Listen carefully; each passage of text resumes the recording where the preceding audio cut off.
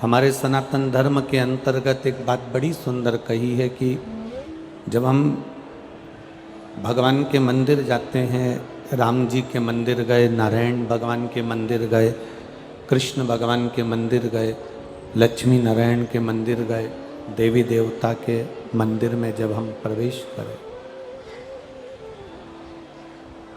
तब वहाँ बैठे हुए पंडित जी, वहाँ बैठे हुए पुजारी जी, पूजन करने वाले आचार्य, ब्राह्मण देव, भूदेव अपने हाथ में चरणों तक दे देते हैं। जिस जल के अंदर तुलसी का दल बड़ा होता है, वो चरणों तक, हमारे हाथ में ब्राह्मण देवता, हमारे हाथ में आचार्यवर, गुरुवर हमारे हाथ में दे देते हैं। और उस चरणोदक को, उस चरणोदक को हम आचमन कर लेते हैं। जब चरणोदक का हम आचमन करते हैं, चरणोदक का जब हम आचमन करते हैं, आचमन कर रहे होते हैं, तब चरणोदक से केवल एक मन की शुद्धता या भीतर हमारी इंद्रियों की शुद्धता से मतलब नहीं है। चरणोदक जब हमने धारण किया, चरणोदक जब हमने पिया, तो हमारे शरीर के जो 3.5 करोड़ रोम छिद्र हैं, 3.5 करोड़ रोम छिद्र जो इस शरीर के अंदर है, वो 3.5 करोड़ रोम छिद्र केवल एक चरणोदक को आचमन कर लेने पर, पी लेने पर, वो 3.5 करोड़ रोम छिद्र हमारे शुद्ध होकर परमात्मा की शरणागति को ग्रहण कर लेते हैं, परमात्मा की शरणागति को प्राप्त कर लेते हैं। अब 21,600 श्वास जो हमारे शरीर से प्रतिदिन निकलती है, 21,600 श्वास जो हमारे शरीर से प्रतिदिन निकल रही होती है, प्रतिदिन आना जाना कर रही होती है, ये एक एक श्वास का हिसाब, एक एक श्वास का जो हिसाब है, वो मेरे देवादिदेव महादेव के पास में है।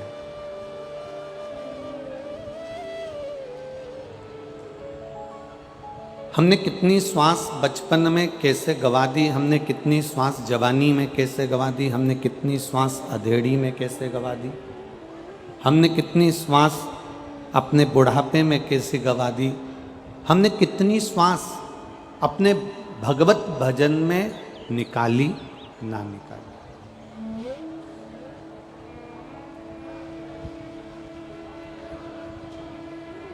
एक तो शरीर बड़ी मुश्किल से मिला मनुष्य का, ना जाने कितनी विनती करी होगी, कितना निवेदन करा होगा, कितना विनय करा होगा, तब जाकर तो यह मानव का शरीर मिला। अब ऊपर से यह मानव का शरीर मिलना, और मानव के शरीर को मिलने के बाद भी अगर हम भगवान की भक्ति से दूर हो गए तो फिर मतलब क्या। अच्छा एक बात बताओ, इतनी दूर से आप लोग आए हैं, सवेरे 8 बजे की कथा चालू हो रही है, तो तुम सवेरे 4 बजे जगे होगे। 4 बजे जाकर तुमने अपना सारा नित्य का कर्म करा होगा, और नित्य का कर्म करके तब आप जल्दी जल्दी कर अपने अपने गांव से, अपने अपने नगर से, अपने अपने शहर से निकलकर यहाँ पर पहुँचे हो। तब आप यहाँ पहुँचे हो। अब इतनी मेहनत कर कर यदि आप लोग यहाँ पहुँचे हो, इतनी मेहनत कर कर आप आगे पहुँच भी गए हो, इतनी मेहनत कर कर आप आगे आकर खड़े भी हो गए हो, इतनी मेहनत कर कर आप आगे आके बैठ भी गए हो, पर ईमानदारी से बोलो, जिस कथा के लिए हमने मेहनत करी, जिस कथा को श्रवण करने के लिए हमने प्रयास किया, और अगर हम वही ग्रहण नहीं कर पाए तो फिर हमारा पहुँचना, हमारा जाना, हमारा आगे बैठना या हमारा आगे खड़े होना कोई मायने नहीं। आप अगर इतनी मेहनत कर कर यहाँ तक पहुँचे हो तो शिव महापुराण की कथा का अंश तत्व आपके भीतर पहुँचना चाहिए। शिव की अविरल भक्ति आपके हृदय में विराजमान होना चाहिए। और जब भगवान शिव की अविरल भक्ति हमारे भीतर विराजित हो तो समझो कि हमने शिव तत्व को प्राप्त किया। एक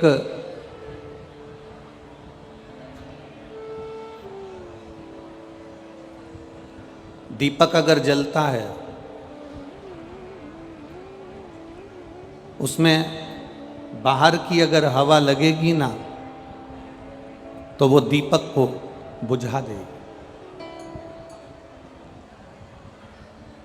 जलते हुए दीपक को एक कांच की हंडी के अंदर रखा जाता है। जलते हुए दीपक को एक कांच की हंडी के अंदर रख देते हैं जिससे वो दीपक बुझे नहीं, जिससे वो दीप बुझे ना। हम क्यों कथा के पंडाल के अंदर जाकर बैठते हैं, हम क्यों मंदिर के अंदर जाकर बैठते हैं? दुनिया के लोग ताना देने वाले, कमेंट्स करने वाले, अपशब्द कहने वाले तो आपसे कह देते हैं मंदिर में जाकर क्यों बैठते हो, शंकर जी के मंदिर में क्यों जाते हो, राम जी के मंदिर में क्यों जाते हो, कृष्ण के मंदिर में क्यों जाते हो, शिव महापुराण की कथा में क्यों बैठते हो, क्यों सुनते हो कथा, क्यों जाते हो पंडाल में, क्यों जाते हो मंदिर में, क्यों जाते हो तीर्थ में, क्यों जाते हो गुरु की शरण में, क्यों जाते हो पवित्र नदियों का स्नान करने के लिए? ये दुनिया के लोगों को नहीं मालूम कि दीप जलता है तो उस पर हंडी रख दी जाती है कांच की, जिससे वो दीप बुझे ना, बाहर की हवा से वो बुझे ना, इसलिए उस पर हंडी रख दी जाती है। तो ये शिव महापुराण का पंडाल नहीं, मंदिर नहीं, देवालय नहीं, ये इस शरीर की हंडी है जिसके अंदर ये बैठा हुआ है। और ये शिव पुराण रूपी हंडी के अंदर जो जाकर बैठ गया, एक बार उसके अंदर अगर दीप प्रकट हो गया, मंदिर में जाकर, शिवालय में जाकर, देवालय में जाकर, भगवान की भक्ति में जाकर, तीर्थ में जाकर, पवित्र नदियों के स्नान में जाकर जो बैठा है वो अपने आप को ये समझे कि मैं जलता हुआ दीप हूं, दुनिया को प्रकाशित करने वाला मैं पुंज, मैं दीप हूं, और मेरे जलने से, मेरे प्रकट होने से, मेरे प्रज्वलित होने से दुनिया को प्रकाश मिल रहा। काम, लोभ, आसक्ति, वासना, तृष्णा, मोह, प्रपंच, ये बाहर की हवाएं हमको आकर बुझाने का प्रयास करेंगी। कोई कोई मित्र ऐसा मिल जाएगा आपको, आप मंदिर जाते हो, आप भगवान की भक्ति में लगे हो, कोई कोई मित्र ऐसा मिल जाएगा आपको, कोई कोई ऐसा प्राप्त हो जाएगा आपको, वो आपको कहेगा मंदिर में जाकर क्या करोगे, चल अभी अपन घूम कर आते हैं, चल गाड़ी में बैठ आगरा से आते हैं, चल घूम कर आते हैं थोड़ा सा, चल फिरोजाबाद तक चलते हैं, चल कानपुर तक चलते हैं, चल लखनऊ तक चलते हैं। एक मित्र ऐसा मिलेगा, आप मंदिर जाना चालू करेंगे, आप भगवान के भजन करना प्रारंभ करेंगे, आप भगवान की भक्ति में जाना प्रारंभ करेंगे, कोई ना कोई तुम्हारे अड़चन डालने के लिए ऐसा मिल जाएगा कि आपकी भगवान की भक्ति, आपका भजन, आपका कीर्तन, आपका मंत्र जाप धीरे धीरे धीरे धीरे वो उसके सत्संग में, उसके संगत में आकर वो आपको छुड़वा देगा। और कोई कोई जिंदगी में ऐसा मिल जाएगा कि आप कभी मंदिर नहीं जाते थे तो भी मंदिर जाना चालू कर देंगे, आप खुद पहुंच जाएंगे। ये शिव भक्ति का एक प्रतिबिंब है, ये शंकर भगवान की भक्ति का एक स्वरूप है, शिव की भक्ति का एक आनंद है। और तेरी कृपा बिना न हिले एक भी अणु, लेते हैं श्वास तेरी कृपा से तनो तनो। हे गंगाधार मुक्ति द्वार ओमकार तू, बोले ओमकार तू, आयो शरण तिहारी शंभु तार तार तू। शरीर में अगर बीमारी है, देह में अगर बीमारी है, शरीर में अगर रोग है, देह में अगर रोग है, शरीर में अगर बीमारी है, देह में अगर बीमारी है, तो उसका इलाज डॉक्टर के पास है। डॉक्टर उस बीमारी का इलाज कर सकता है। शरीर में अगर बीमारी है, देह में अगर बीमारी है, तो उसका इलाज डॉक्टर कर सकता है। पर अगर मन में बीमारी है तो इसका इलाज तो केवल महादेव ही कर सकता है, दूसरा कोई नहीं कर सकता। बोल बम का नारा है, बाबा एक, सारी समस्या का हल। ये बाहर की बीमारी, देह की बीमारी, शरीर की बीमारी, ये शरीर की बीमारी का इलाज डॉक्टरों के पास है। देह की बीमारी का इलाज डॉक्टरों के पास में रहेगा, पर मन की बीमारी का इलाज किसी के पास नहीं। अगर होगा तो मेरे देव अधिदेव महादेव के पास होगा, वहां जाकर बैठोगे, मन की बीमारी दूर होगी। मन की बीमारी दूर। कितना पाप में लिप्त रहता है ये शरीर। कुत्ता मरता है ना, तो उसको कपड़े से कोई नहीं ढाकता। मैनपुरी में कोई ढाकता है क्या? जम के बोलो। पशु मरता है तो उसको कपड़े से कोई नहीं ढाकता। पक्षी मरता है उसको कपड़े से कोई नहीं ढाकता। हाथी मरा, उसे कपड़े से कोई नहीं ढाकता। कोई जानवर मरा, उसे कपड़े से कोई नहीं ढाकता। कोई चूहा मरा, उसे कपड़े से कोई नहीं ढाकता। पशु पक्षी जानवर कोई भी मरे, उसे कपड़े से कोई नहीं ढाकता। केवल एक मनुष्य जब मरता है तो इसको कपड़े से ढाका जाता है, केवल एक मनुष्य को। और ये मानव को कपड़े से क्यों ढाकते हैं? क्योंकि इसने जिंदगी में बचपन से लेकर मरते तक इतना झूठ बोला होता है, इतना पाप करा होता है कि इसके पाप को छुपाने के लिए इसे कपड़े से ढाक कर शमशान तक ले जाया जाता है। पाप में लिप्त रहता, झूठ में लिप्त रहता, आसक्तियों में लिप्त रहता, वासना में लिप्त रहता, तृष्णा में लिप्त रहता, आसक्तियों में फंसा होता।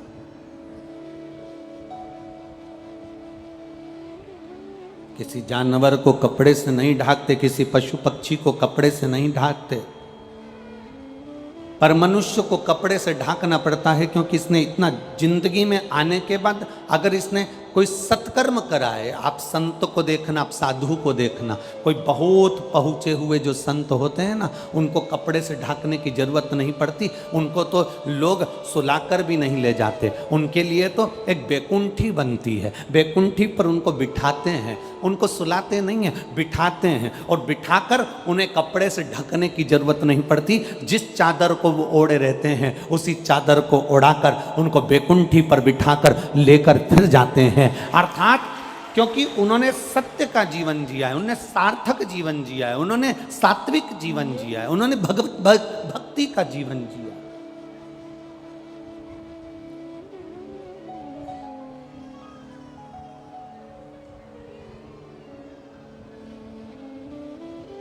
जिसने अपनी जिंदगी को सही मायने में जिया।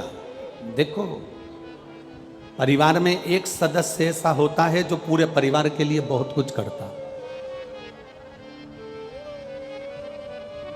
भगवान ऐसे व्यक्ति को प्रत्येक घर में गिफ्ट के रूप में भेजता है। हर घर के अंदर एक व्यक्ति ऐसा होगा जो पूरे परिवार के लिए, कुटुंब के लिए, घर के एक एक सदस्य के लिए, चाहे वो बहन हो, बेटी हो, नाते हो, रिश्ते हो, कुटुंब हो, कबीला हो, सबके लिए वो आगे बढ़कर करता है। पर जो व्यक्ति भगवान ने सबके लिए भेजा है, जो सबके लिए करता है, सबके लिए आगे बढ़ बढ़कर, कोई माता ऐसी होती है, कोई भाई ऐसा होता है, कोई भाभी ऐसी होती है, कोई बहू ऐसी होती है, कोई माता पिता ऐसे होते हैं, कोई काका काकी ऐसे होते हैं, कोई मौसा मौसी ऐसे होते हैं, कोई मामा मामी ऐसे होते हैं, कोई जीजी जीजा ऐसे होते हैं, कोई नाना नानी ऐसे होते हैं। जो कोई एक घर में एक व्यक्ति ऐसा होता है जो सबके लिए, परिवार में सबके लिए, घर के लोगों के लिए करता है। पर उसके लिए दुनिया में कोई नहीं बना जो उसके लिए करता हो। घर के सब सदस्य के लिए वो करेगा, पर उसके लिए घर का कोई सदस्य नहीं कर सकता। ये रीति आज की नहीं, ये रीति पुरानी है। एक पानी की बाल्टी में रस्सी बांधकर कुएं के अंदर, बावड़ी के अंदर उसको नीचे उतारो, वो बाल्टी पानी खींच खींच कर लेकर आती है, खींच खींच कर लाएगी। 10-10 बाल्टियों को भर देगी, 10-10 हंडों को भर देगी, 10-10 पानी की बाल्टियों को भर देगी। पर वो जो बाल्टी है, उस बाल्टी को कोई नहीं भरता, तो वो बाल्टी खुद जाती है और खुद नीचे से भरकर ऊपर आती है। उस बाल्टी को किसी में इतनी सामर्थ्यता नहीं कि कुएं से पानी लेकर आने वाली बाल्टी को कोई दूसरी बाल्टी भर दे, उसको खुद भरना पड़ता है। घर में कोई सदस्य एक ऐसा होता है जो सबके लिए करता है, सबके लिए जीता है, पर उसके लिए कोई नहीं होता। तब उसके लिए मेरा भोलेनाथ, मेरा बाबा विश्वनाथ होता है, मेरा शंभू, मेरा त्रिकालदर्शी, मेरा कैलाशी, मेरा अविनाशी, मेरा केदारनाथ, मेरा महाकाल, मेरा भीमा शंकर, मेरा वैद्यनाथ, वो स्वयं उसके लिए होता। अरे सब मतलब के यार हमने देख लिया संसार, हमने देख लिया। झूठे नाते झूठे रिश्ते, झूठे नाते झूठे रिश्ते, अरे झूठा है संसार, हमने देख लिया। सब मतलब के यार हमने देख लिया। एक बाल्टी सब बाल्टियों को भर देती है, कुएं में से पानी निकाल कर, पर उस बाल्टी को कोई भरने वाला नहीं होता। वो बाल्टी खुद जाती है नीचे और फिर भर कर आती है, क्योंकि उसमें इतना बल होता है कि वो स्वयं परमात्मा के सहारे पर जीता है और परमात्मा के सहारे पर ही रहता है। उसके भरोसे, उसके साथ। और मेरे बाबा दया करना, मैं तेरे भरोसे हूँ। भोले बाबा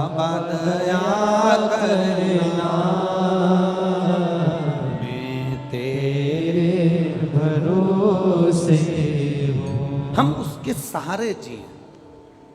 हम क्यों विचार करें कि कौन मेरे लिए करेगा।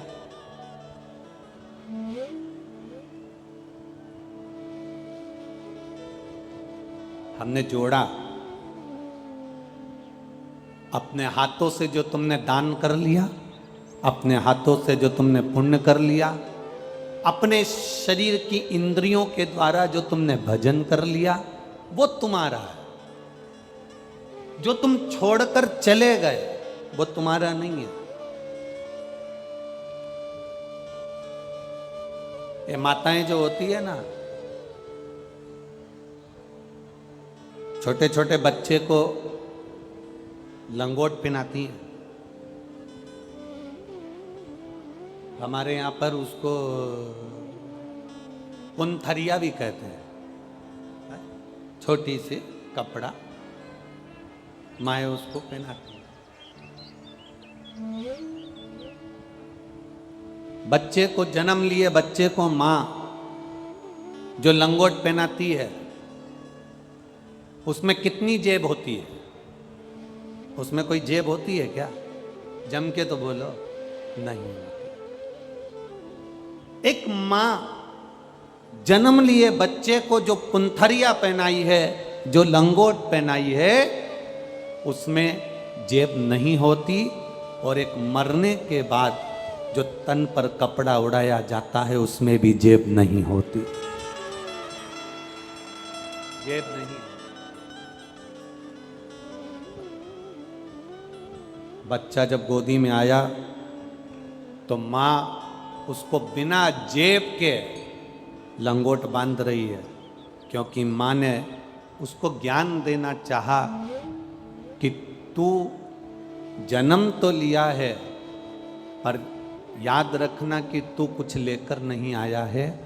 जो कुछ मिलेगा तुझे तेरे प्रारब्ध से मिलेगा, जो कुछ मिलेगा तुझे तेरी मेहनत से मिलेगा, और जो कुछ मिलेगा तुझे तेरे कर्म के प्रारब्ध से मिलेगा। ये तेरा है।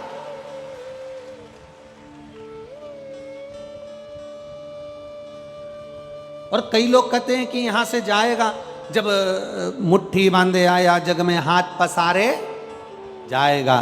क्या तू लेकर आया जग में, क्या तू लेकर जाएगा? शिव महापुराण की कथा कहती है ऐसा नहीं है कि कुछ नहीं लेकर जाओगे, जाओगे जरूर। यहाँ जितने आए हो ना, एक आध बिस्कुट का पैकेट तो तुम्हारे बैग में जरूर जाए।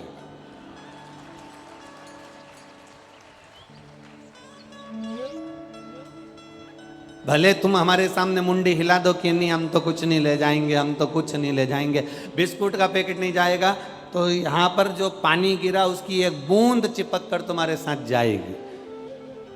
जो रज है, मिट्टी है, वो तुम्हारे साथ चिपक कर जाएगी। और सुनो, दुनिया के लोग कह दे कि मरने के बाद कुछ भी तुम्हारे साथ नहीं जाता। शिव महापुराण की कथा कहती है, तुमने जो भूखे को भोजन कराया, प्यासे को पानी पिलाया, किसी को कोई अच्छा कर्म किया, किसी की सेवा कर दी, तुमने जो अपना पुण्य कमाया है वो तुम्हारे साथ जाने वाला है, कोई दूसरे के साथ नहीं जाएगा। तुम्हारा पुण्य तुम्हारे साथ। ये बनखंडेश्वर महादेव समिति कमेटी, जो ये बनखंडेश्वर महादेव कमेटी जो ये कथा का आयोजित करी, और मुख्य यजमान श्री रानेश जी चौहान जी और श्रीमती अंजू जी चौहान जी जो इसके जजमान बने हैं। इस समिति, हमने पहले भी जब ये समिति, हम व्यासपीठ से हमेशा कहते रहते हैं कि चिंता कर कर कभी भी शिव महापुराण की कथा मत करो, क्योंकि शिव पुराण की कथा किसी की सामर्थ्यता नहीं है कि कोई करा ले। शिव महापुराण की कथा तो केवल देवादिदेव महादेव ही करा सकते हैं और कर सकते हैं। ये किसी की सामर्थ्यता नहीं। अगर जजमान परिवार आज दोनों बैठे हैं चौहान परिवार से, दोनों पति पत्नियां विराजमान है, उनके बच्चे विराजमान है, उनका कुटुंब, उनका परिवार अगर बैठा हुआ है, तो ये विश्वास मानकर चलना, आप नहीं बैठे हो, ये तो मेरा देव अधिदेव महादेव, क्योंकि शंकर की कथा में लिखा है शिव पार्वती ईश्वर जी गोरा जी बनकर गणा और गौर बनकर शंकर पार्वती यजमान बनकर बैठते हैं। रामचरितमानस की कथा होती तो जजमान होते, श्रीमद् भागवत की कथा होती राजा परीक्षित जजमान होते, विष्णु पुराण की कथा होती सूत सोनक का संवाद में यजमान होते। जितनी पुराणे होती हैं सबका यजमान होता है, केवल एक शिव महापुराण ऐसी होती है जिसका यजमान अगर बैठता है तो वो शंकर और पार्वती के स्वरूप में बैठता है। केवल एक शिव महापुराण की कथा जिसमें शिव और पार्वती यजमान बनकर बैठते हैं। ये कोई नहीं करा सकता। घर में बारात में 50 मेहमान आते हैं और 50 मेहमान आते हैं तो टेंशन रहती है। यहां 7 दिन तक 7-7, 8-8 लाख, 9-9 लाख, 7-7 लाख भक्त आते हैं तो चिंता महादेव को रहती है, यहां कोई दूसरे को नहीं।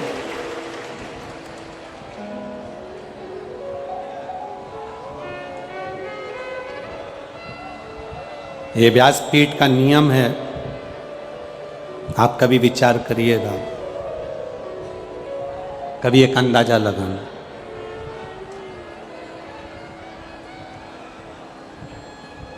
शिव महापुराण की कथा का कभी एक प्रयोग अपनी जिंदगी में कर कर देखना। एक भंडारा, जिस भंडारे में आटा, चावल, दाल, शक्कर, सब्जी, तेल, घी सब भर के रख दो,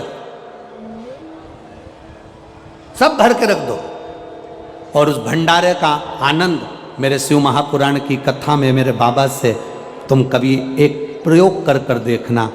जहाँ शिव पुराण की कथा होती हो वहाँ भंडारा जो भरा होता है, बाबा की कथा पूरी हो जाती है, भक्त चले जाते हैं, भंडारा दुगना तिगना उतना कि उतना ही भरा मिलेगा, खाली नहीं मिलेगा। शिव का भंडारा कभी खाली नहीं मिलेगा तुम्हें। जितने आटे की बोरी, जितने चावल की बोरी, जितने शक्कर की बोरी, जितना पोहा की बोरी, जितना सामान है, आलू की बोरी, सब्जी की बोरियां उतनी की उतनी बढ़ती चली जाएगी, पर खाली नहीं होगी, क्योंकि मेरा शंकर अकेला नहीं आता।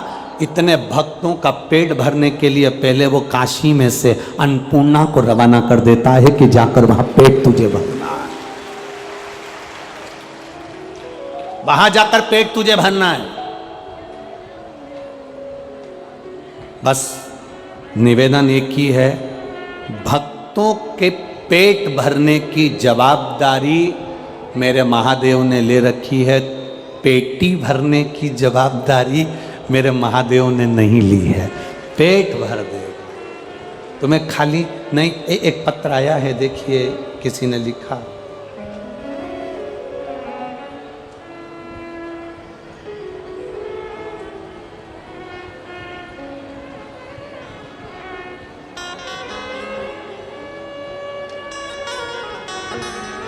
ब्रजेश यादव, मैं यहीं मैनपुरी का रहने वाला हूँ। कहीं बैठे हो ब्रजेश जी तो हाथ हिला सकते हैं। ब्रजेश यादव, मैं मैनपुरी का रहने वाला हूँ। गुरुजी, भोले बाबा का क्या बखान करूँ गुरुजी। मैंने पहले आर्मी में नौकरी करी है, फिर मैं सेवानिवृत्त होने के बाद घर आ गया। मन में थोड़ी सी निराशी रही कि इतनी जल्दी मेरी सेवानिवृत्ति हो गई और अब कोई कामकाज नहीं। तब मेरी धर्मपत्नी ने, जिसका नाम रेखा यादव है, उसने पशुपतिनाथ का व्रत करना प्रारंभ करा और मेरी पत्नी ने मुझसे कहा अपन दोनों सीहोर चलते हैं कुबेरेश्वर धाम, वहाँ से रुद्राक्ष लेकर आते हैं। हमारा रिजर्वेशन हो गया। बाबा की कृपा का हम क्या वर्णन करें। हम बाबा से ये कहने के लिए कुबेरेश्वर जा रहे थे कि मैं सेवानिवृत्त हो गया हूँ आर्मी में से, मेरी नौकरी वापस लग जाए कहीं पर भी, ऐसी कृपा कर दो। बस रिजर्वेशन पक्का करवाया और जाने की तैयारी होने लगी। इतने में कॉल लेटर आया कि आपका टेस्ट करने के लिए आपको बुलाया गया है, और वापस मुझे बुलाया गया। मेरी पत्नी सीहोर गई, वहाँ से रुद्राक्ष लाई, कंकर लाई। हमने 21 दिन तक उसका पूजा अर्चना करी और बाबा से विनती करी कि मेरी नौकरी लग जाए। 25 फरवरी 2023 को मेरा वापस सिलेक्शन हो गया और मुझे सरकारी नौकरी वापस मिल गई। मैं बाबा को यहाँ नमन करने के लिए आया हूँ। शिव तत्व है। कहीं बैठे हों, ब्रजेश यादव मैनपुरी से हैं, पहले आर्मी में सर्विस करी है, उसके बाद अभी सरकारी नौकरी में। शिव तत्व आप ही हैं क्या? हाथ हिला दो एक बार। हर हर महादेव। हाथ हिला दीजिए एक बार। ये शिव तत्व है, ये ओघड़ दान, ये त्रिकाल। तेरी कृपा बिना न हिले एक भी अणु, लेते हैं श्वास से कृपा से तनु तनु। बखान क्या करूं मैं लाखों के ढेर का, चपटी बबूत में खजाना कुबेर का। हे गंगधार मुक्ति द्वार ओमकार तू, भोले ओमकार तू। आयो शरण तिहारी शंभो कार तू। ये शिव है, शिव।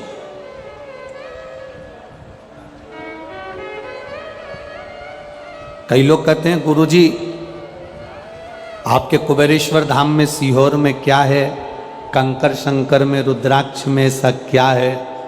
हम उनसे कहना चाहेंगे हमें तो नहीं मालूम कि उसमें क्या है, पर इतना जरूर मालूम है कि जो एक बार कुबेरेश्वर धाम की धरा पर आता है वो 3 महीने में वापिस पहुंच जाता है। ये तो जरूर पक्का है, ये वहां की रीत है।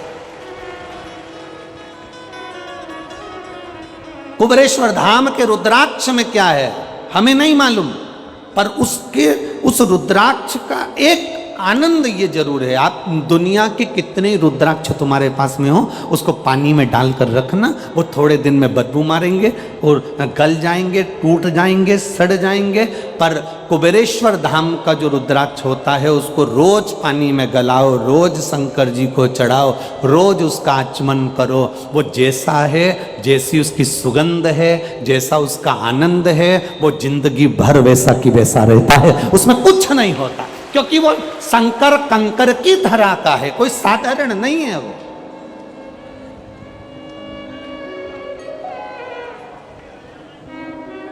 वहां विश्वास है शिव के कंकर में।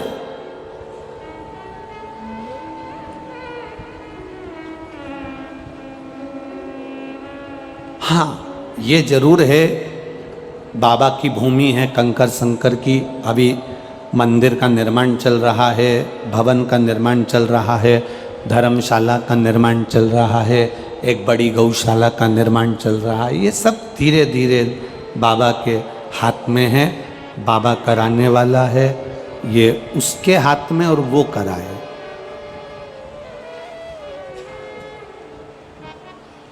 ये उसके हाथ। कितनी कृपा करता है वो, कितनी दया करता है वो, ये उसके ऊपर।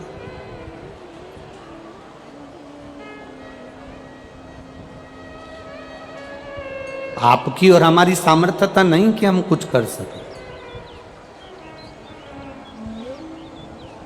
और यहां बैठे हुए जितने भी भक्त हैं, जितने कार्यकर्ता इस वनखंडेश्वर कमेटी के हैं और यजमान परिवार हैं, कभी अपने मुख पर ये लेकर मत आना कि हमने इस शिव महापुराण की कथा को करवाया। आपके मुख पर आना चाहिए ये तो महादेव ने शिव महापुराण की कथा को करवाया। हमारी क्या सामर्थ्यता है? लोग कहें कि क्या ले जाओगे, क्या लाए, तुम कहना मेरा पुण्य मेरे साथ में जाएगा। मैंने जो दान करा, मैंने जो पुण्य करा, मैंने जो सत्कर्म करा, सावन के महीने में, अधिक मास के महीने में, चतुर्मास के महीने में मैंने अगर किसी भूखे को भोजन कराया, एक गिलास पानी पिलाया है, मैंने अगर किसी रूप में भी किसी की सहायता करी है, वो पुण्य मेरा मेरे साथ जाए। वो किसी दूसरे के साथ नहीं जाने।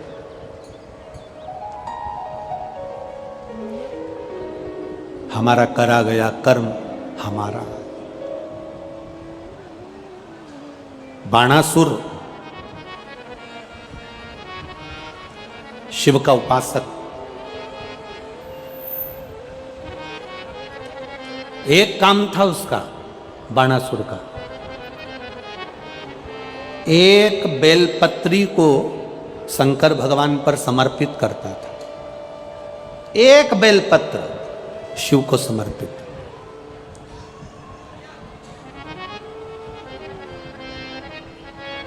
एक सोने का सिंहासन ले लो, आधा किलो का, आधा किलो सोने का सिंहासन बनवाओ, उस पे एक शालिग्राम भगवान की शिला रख दो, उनका श्रृंगार भी सोने से कर दो, हीरे पन्ने से कर दो, और उस सिंहासन को किसी एक ब्राह्मण को अगर हम दान कर दें, उससे दुगना फल एक बेलपत्री शंकर भगवान को समर्पित करने से प्राप्त हो जाता। सोने के सिंहासन पर बिठाकर भी शालिग्राम शिला को हम किसी को दे रहे हैं, जितना पुण्य वो प्राप्त होगा उससे दुगना पुण्य एक बेलपत्र शंकर भगवान को मात्र समर्पित कर देने से उतना पुण्य हमारे खाते में पहुंच जाता है। एक बेलपत्र, एक बेलपत्र साधारण है क्या? ये बेलपत्र कोई सहज है क्या?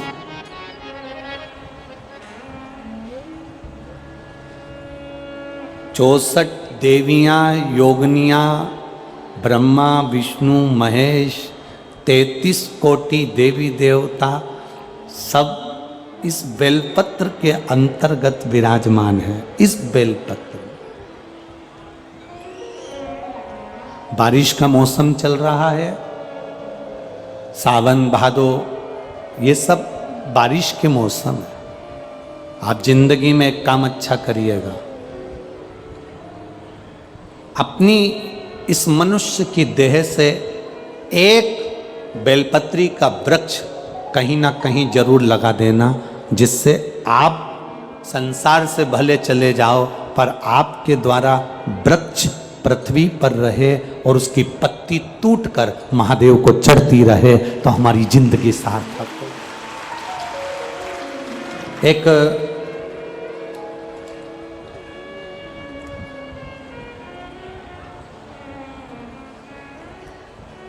उज्जैन की एक संस्था है, अवंतिकापुरी की, अनाज तिलहन व्यापारी संघ उज्जैन अवंतिकापुरी, जिसके अध्यक्ष हैं श्री गोविंद जी खंडेलवाल। ये अनाज तिलहन व्यापारी संघ उज्जैन के द्वारा 60,111 बेलपत्री के पौधे पूरे उज्जैन में घर घर में लगाए जा रहे हैं। एक बार जोरदार ताली बजाएं। और धन्यवाद दूंगा संपूर्ण भारत की जैन समाज को, संपूर्ण भारत के जैन समाज, जिसमें तरुण सागर जी क्रांति मंच को धन्यवाद दूंगा, जो तरुण सागर जी महाराज, जिन्होंने अपने कड़वे प्रवचन से पूरे भारत की भूमि को नहीं, देश और विदेश को सम्मान दिलाया है। ऐसे परम पूज्य तरुण सागर जी महाराज का क्रांति मंच जैन समाज द्वारा, तरुण क्रांति मंच के द्वारा भी लाखों वृक्ष हरित क्रांति के रूप में पूरे विश्व में लगाए जा रहे हैं, पूरे भारत में लगाए जा रहे हैं। संपूर्ण तरुण क्रांति मंच को मेरी ओर से साधुवाद, धन्यवाद। दो चीजें अपने अंदर रखिएगा, एक मंदिर से जो भी निर्माल्य चढ़े, मंदिर में जो भी फूल पत्ती चढ़े, उस निर्माल्य को गंगा में, यमुना में, सरयू में, सरस्वती में, नदियों में, बावड़ी में, तालाब में, कुएं में मत जाने दो। उसको मंदिर से उठाओ, उसकी खाद बनाओ या एक खड्डे में ले जाकर डालते जाओ, खाद बनने के बाद उसको पेड़ पौधों में डाल दो। हमारी नदियों को पवित्र रहने दो, जल का स्तर इस पृथ्वी पर बना रहे। नदी है, जल है तो हमारा कल है। इसलिए विठले सेवा समिति ने जगह जगह समिति से जुड़े हुए लोग निर्माल्य विसर्जन की गाड़ियां चला रहे हैं अपने खर्चे से। सरकार कचरा उठाने का वाहन चलाती है सरकार के खर्चे पर यह दुनिया का पहली ऐसी क्रांति है, ये पहली दुनिया का ऐसा आनंद है शिवपुराण का कि निर्माल्य विसर्जन के रथ भक्त अपने खर्चे से चलाते हैं और बड़े उमंग के साथ मंदिर में जाकर निर्माल्य उठाकर लाकर उसकी खाद बनाकर वृक्षों को डाल दो। और मैं धन्यवाद दूंगा, यहाँ की भी एक निर्माल्य विसर्जन की गाड़ी, एक कलपत्र था उसमें वर्णन था, शायद नीचे रखा होगा, एक निर्माल्य विसर्जन की गाड़ी। कल भी भक्त आए थे कि हमारी गाड़ी यहीं खड़ी है, आप चलिए, पर भीड़ अधिक होने के कारणवश हम उस गाड़ी के पास नहीं जा पाए। तो निर्माल्य विसर्जन की गाड़ी जो भक्त चला रहे हैं अपने अपने नगर नगर में, शहर शहर में, गांव गांव में, उनको धन्यवाद, साधुवाद। स्वच्छ रखिए। हमारे परदादा ने पानी को नदी तालाब में देखा है, हमारे दादा ने पानी को कुएं और बावड़ी में देखा है, हमारे पिताजी ने पानी को घर में नलों में देखा है, हमने पानी को बोतल में देखा है। 2-4 पीढ़ी और आएगी ना तो पानी को फोटो में देखेगी, केवल फोटो। उस पानी को रक्षित करिए, सुरक्षित करिए, उस जल को बचाने का प्रयास करें। अपने जीवन की सार्थकता के साथ में एक वृक्ष बेलपत्री का अवश्य लगाएं और कहीं ना कहीं अपने हाथ से एक पौधा अवश्य लगाएं, जिससे आने वाले समय में ये पूरी पृथ्वी हरी बनी रहे।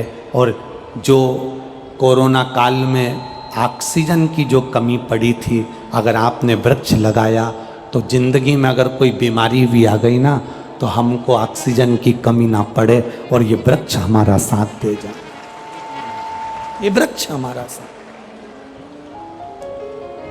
बाणासुर का एक नियम था, बाणासुर का एक नियम बड़ा भारी था, एक बेलपत्र शंकर भगवान को समर्पित करना, शिवलिंग का निर्माण करना, बेलपत्र समर्पित करना। सारी तप साधना व्रत का पुण्य है एक बेलपत्र शिव को समर्पित कर। पहले शुरू में जब हमने शिव महापुराण की कथा वाचना प्रारंभ करी थी, अब तो जितने भी वक्ता हैं बाबा की कृपा से ऐसी क्रांति है शिव पुराण की आई कि सब अब शिव पुराण वाचने लगे। जब हमने शुरुआत में जब शिव पुराण की कथा वाचना प्रारंभ करी थी, उस समय पर शिव पुराण कोई ना वाचता था। शिव पुराण की कथा जब वाचना प्रारंभ करी, जब हम व्यासपीठ से कहते थे कि एक बेलपत्र चढ़ी हुई खाइए, वो शुगर, बीपी, थायराइड, सोरासिस, गठिया, हार्ट, ये सब में काम करे।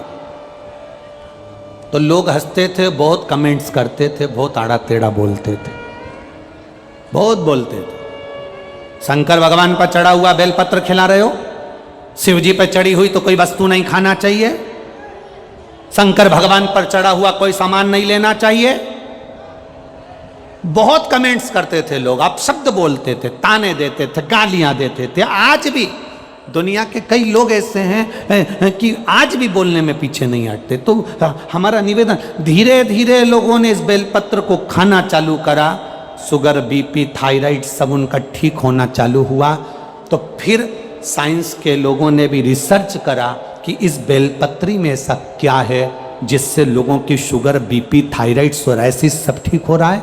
तब मालूम पड़ा कि एक बेलपत्री में वो तत्व छुपा हुआ है जो हमारे शुगर के अंदर के सारे तत्वों को समाप्त कर कर शुगर को लेवल में लाकर खड़ा कर देता है और बीपी को लेवल में लेकर आ जाता है। एक बेलपत्र, एक बेलपत्र।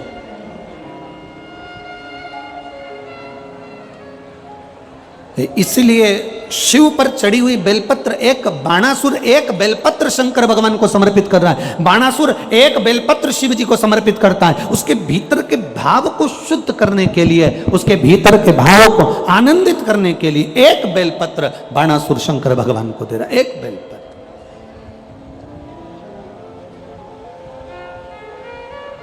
फिर निवेदन करेंगे, आपके पास में बेलपत्र नहीं है, मंदिर चले गए हो, बेलपत्र नहीं आपके पास में, मंदिर में जो बेलपत्र चढ़ी हुई हो उसको उठा लो, धो लो, बाबा से विनती कर कर वही बेलपत्र देवाधिदेव महादेव को वापिस समर्पित कर दो। शिव उसे स्वीकार कर लेंगे, शंकर उसे।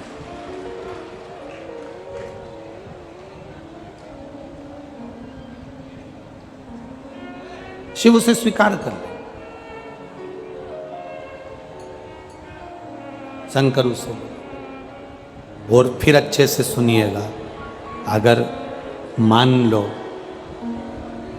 बेलपत्र भी नहीं है, मान लो बेलपत्र भी नहीं है, कोई पुष्प भी नहीं है, चढ़ाने के लिए एक लोटा जल भी नहीं है,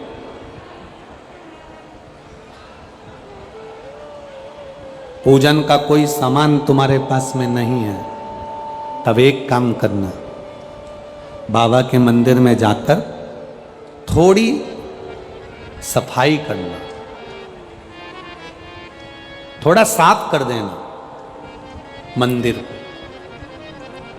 बहुत सारे दिए लगे हों तो दिए को उठाकर एक साइड रख देना।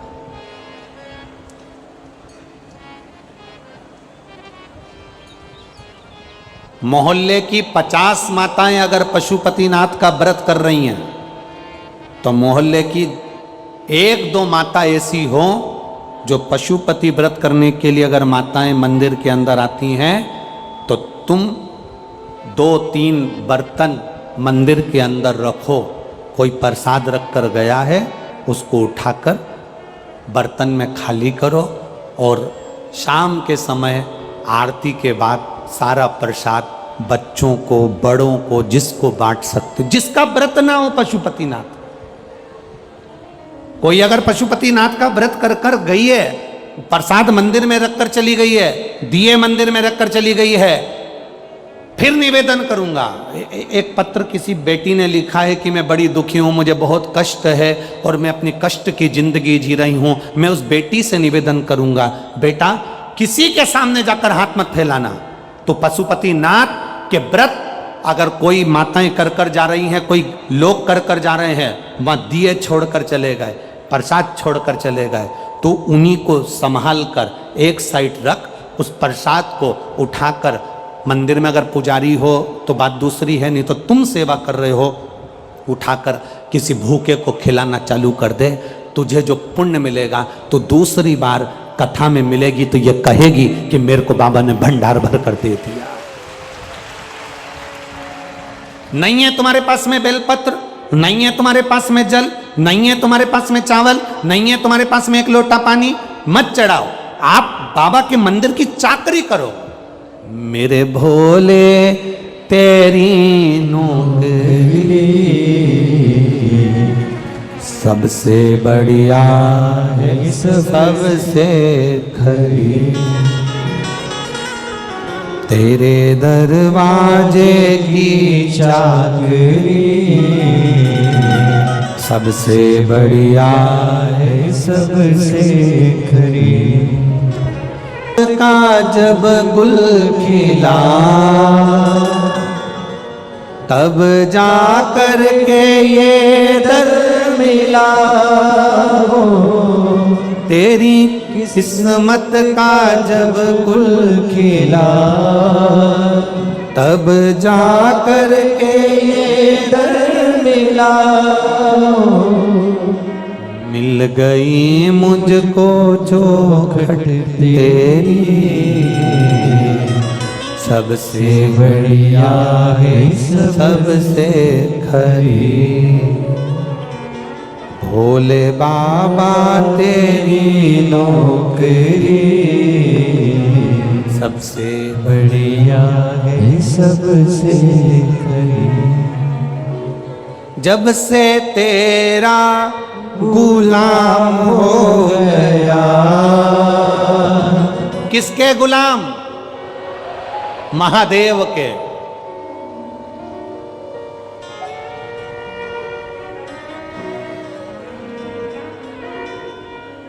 बहुत सारी कथाएं तो हम व्यासपीठ से कहना नहीं चाहते, नहीं तो कह देना तो लोगों को बड़ा बुरा लग जाता। दुनिया के लोगों को तुरंत काली मिर्ची तुरंत लग जाती। जितनी बार हम अभिषेक करवाते हैं उतनी बार काली मिर्ची तो लगती है लोगों को, पर अलग से भी लग जाती है। इस चक्कर में हम बहुत सारी बातें तो कहते हैं नहीं है, हम बहुत सी चीज़ें नहीं कहते। हम इतना जरूर कहना चाहेंगे, आप दूसरे का झंडा उठाकर चलते हो, दूसरे की जय जयकार कर कर चलते हो, दूसरे की गुलामी कर कर चलते हो। एक बार मेरे महादेव की कावड़ उठाकर उसका जय जयकार कर कर उसकी गुलामी कर कर देखना। एक बार उसकी गुलामी कर कर देखो। दूसरे की गुलामी करोगे, उसको पद मिल गया, प्रतिष्ठा मिल गई, तुम्हें 5 मिनट में भूल जाएगा। कौन? ऐसे ढेर आते हैं, कौन? हम नहीं पहचानते हैं। जब तक पद प्रतिष्ठा नहीं तब तक जानेंगे। पद प्रतिष्ठा मिली गया। पर मेरा महादेव जल चढ़ाने वाले को, मेरा महादेव सेवा करने वाले को कभी नहीं भूलता, उसको गले से लगा लेता है और जिंदगी सवार देता है। वो मेरा महादेव है। जब से तेरा गुलाम हो गया, तब से मेरा भी नाम हो गया। जब से तेरा गुलाम हो गया, तब से मेरा भी नाम हो गया। जिस भूमि पर कुबेरेश्वर धाम है, जिस भूमि पर कुबेर बाबा का यह मंदिर है, जिस भूमि पर कुबेरेश्वर धाम का कंकर शंकर है, ये कुबेरेश्वर धाम सीहोर का जंगल के अंदर था। कोई नहीं जाता था, अंधेरा हो जाता था, वहां कोई पहुंचता नहीं था, गाड़ियां भी नहीं जाती थी, क्योंकि मेन रोड से, हाईवे से अंदर कौन जाता।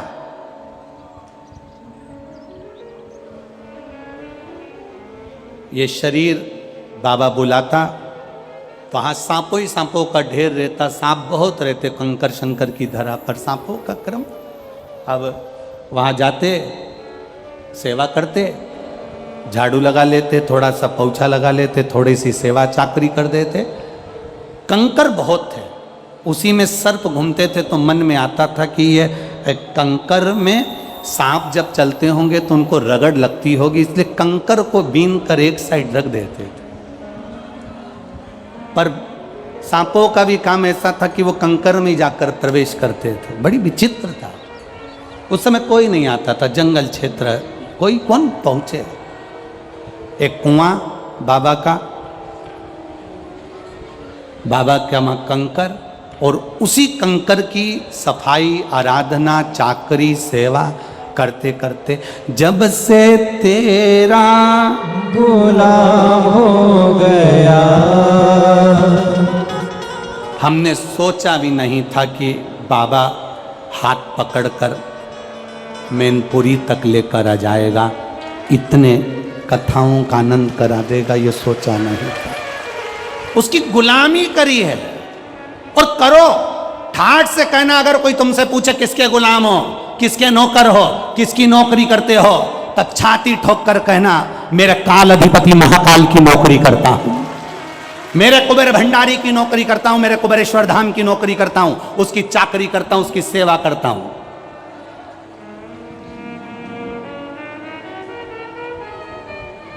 कोई पद है तुम्हारे पास में? पद है, पद का मतलब होता है चरण। कोई पद है तुम्हारे पास में? कोई पीठाधीश, मठाधीश, कोई छो तुम्हारे पास में कोई पद है? उसने कह देना मेरे पास में 2 नहीं,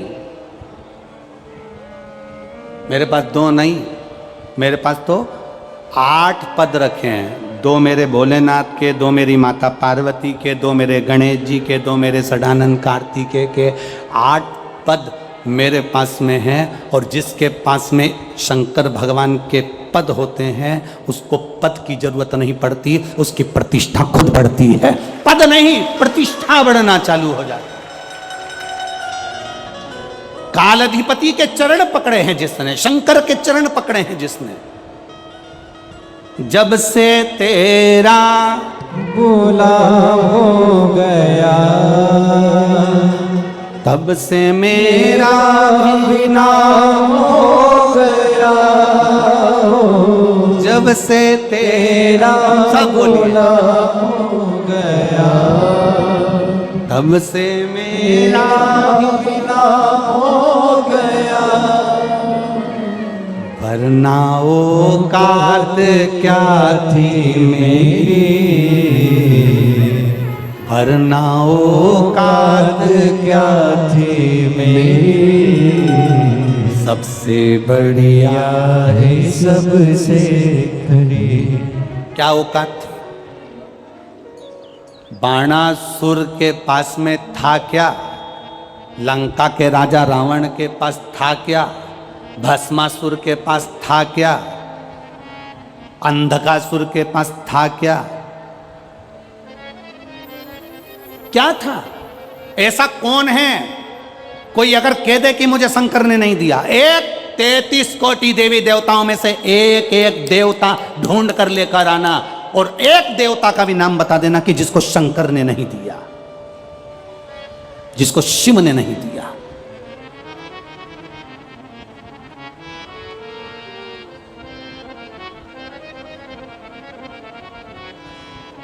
राजा अच के घर में दशरथ जैसे बेटे दिए, राजा दशरथ के घर में राम जैसा बेटा दिया, राजा राम के घर में लवकुश जैसे बेटे दिए। ये उसकी ही तो कृपा है, और कौन देता? भगवान कृष्ण के घर में 1,77,186 बच्चे दिए, ये उसी की तो कृपा है। कौन देता?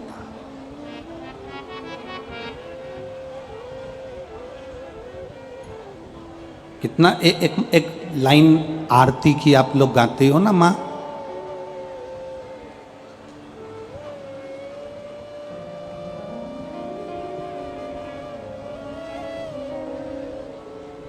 सतियों के सत को सवारता भी वही है, दुनिया की गोदी में संतान देता भी वही है।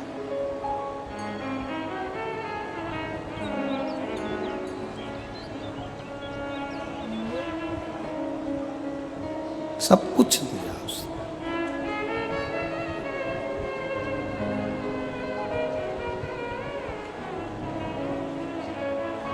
मेरे भोले तेरा सहारा है,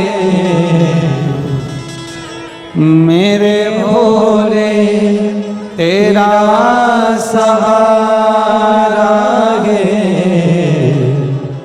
मेरी नैया का तू किनारा है, मेरी नैया का तू किनारा है। उसके सहारे हम, बाणासुर ने एक बेलपत्र समर्पित कर कर कर शंकर भगवान से वर प्राप्त कर लिया था कि मुझे हजारों भुजाएं दे दो, राजसी ठाट दे दो, वैभव दे दो, सत्ता दे दो। सब कुछ बाणासुर को मिल गया था, सब कुछ। क्या नहीं दिया मेरे शिव जी ने? क्या नहीं प्रदान करा मेरे भोलेनाथ ने? सब दे दिया। सबसे जल्दी राजी होने वाला देवता एक ही तो है, शंकर भगवान। एक लोटा पानी चढ़ाओ, 3 बार ताली बजाओ, बम बम बोलो, राजी।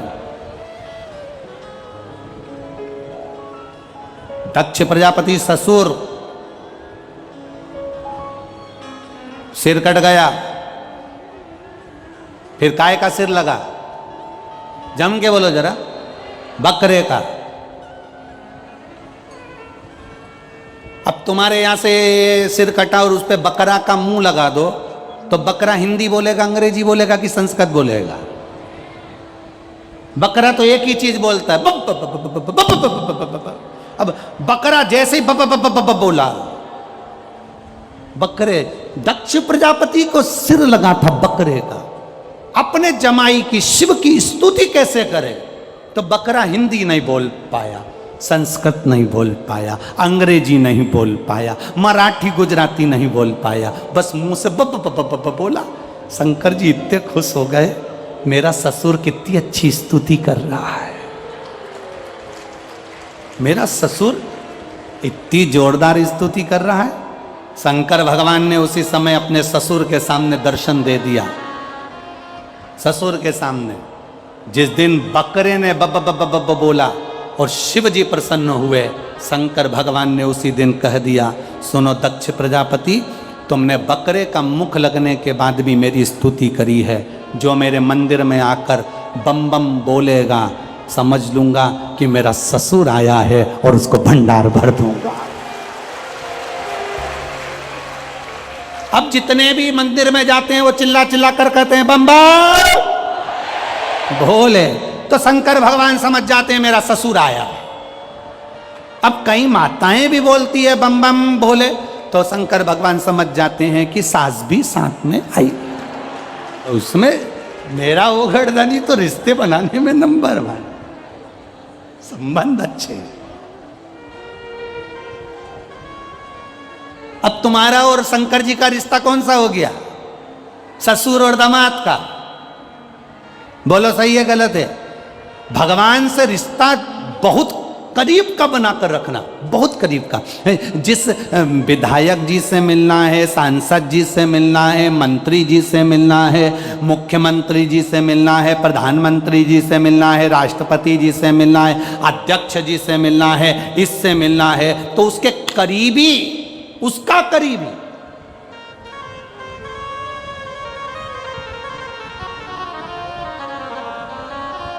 तुम जाओ किसी के यहाँ, मंत्री संतरी कलंतरी के यहाँ पहुंचो और जाकर कहो, अंदर जाकर बोल दो भेरू सिंह आया है।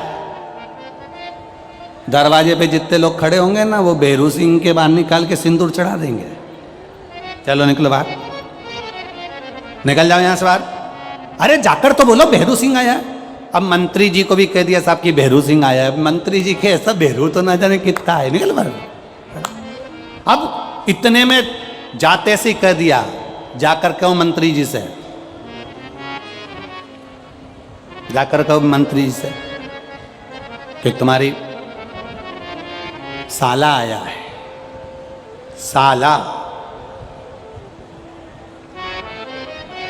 मंत्री लिया, अंदर लिया, जल्दी जा अंदर लेके आ उसको। जाकर कह दो मामा जी का छोरा आया है, अंदर लेके आ। मौसी का बेटा आया, अंदर लेकर आ। रिश्ता बना है ना, इसलिए उसको अंदर बुलाना पड़ेगा।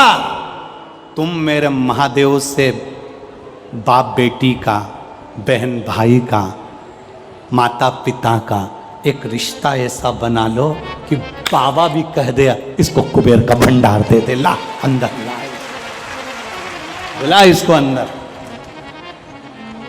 संबंध ऐसा बनाना, रिश्तेदारी अच्छी बनाओगे। रिश्तेदारी अगर अच्छी है तो नहीं तो मालूम पड़े तुम अगर आपकी अगर रिश्तेदारी दमदार नहीं है तो फिर तो तुम यहाँ बाहर खड़े होके चिल्लाते रहो साहब अंदर जाके बोलो कि हम आए, हम अंदर जाके बोलो हम आए। कौन बोला?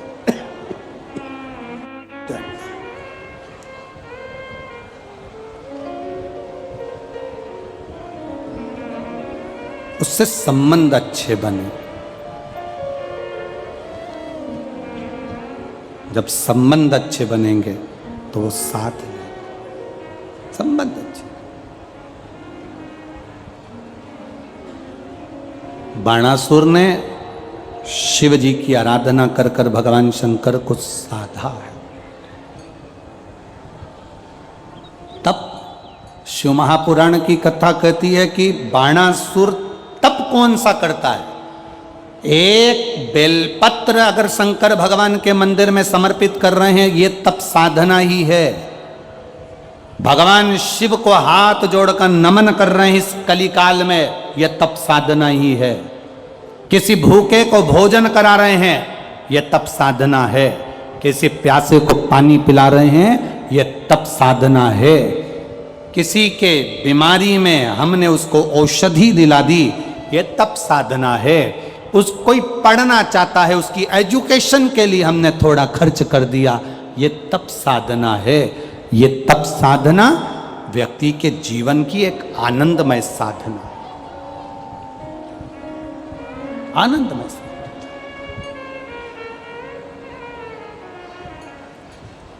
यह कथा जब पूरी हो जाएगी, आज 28 तारीख को यहाँ आज कथा पूरी होगी। 2 दिन के बाद में 1 तारीख से फिर वो कथा तिल्दा नेवरा छत्तीसगढ़ में प्रारंभ हो जाएगी। इस कथा का नाम है तप, शिव महापुराण की कथा।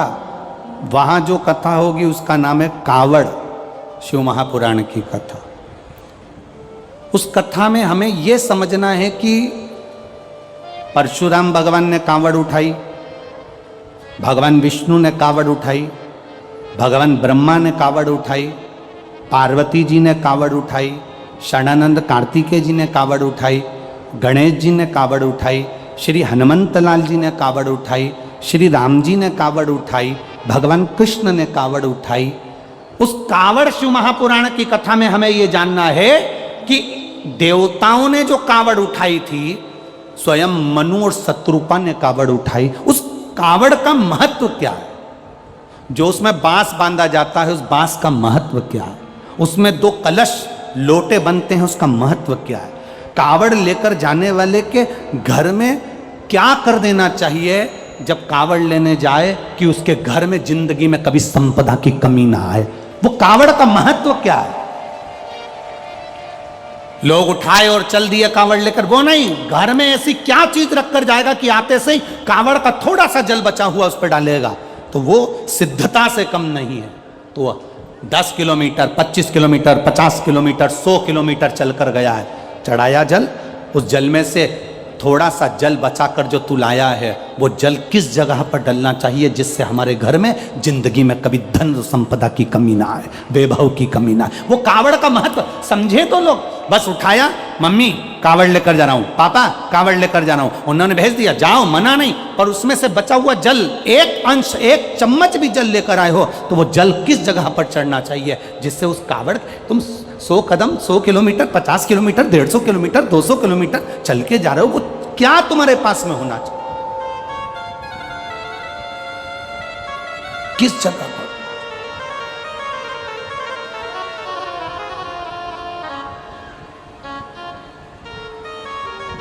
गणेश जी की धर्मपत्नी रिद्धि ने अपने पिता विश्वरूप जी से कहकर पहली बार जब कावड़ उठाई थी, तो रिद्धि ने उस कावड़ से क्या क्या नहीं पाया था। क्या केवल अपन लोग कह देते भगवान हमें रिद्धि सिद्धि देना, तो रिद्धि को इतना सारा बल कहां से मिला? शुभ और लाभ को इतना बल कहां से मिला, उसको हमें जानना है। इसलिए उस कथा का नाम कावड़ शिव महापुराण की कथा रखी, जो 2 बजे से 5 बजे तक है। उसको समझिए, जीवन में उसको समझ लो।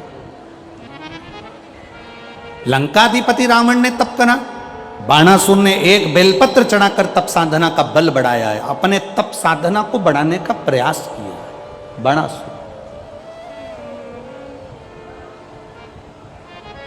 और बड़े तप महाराज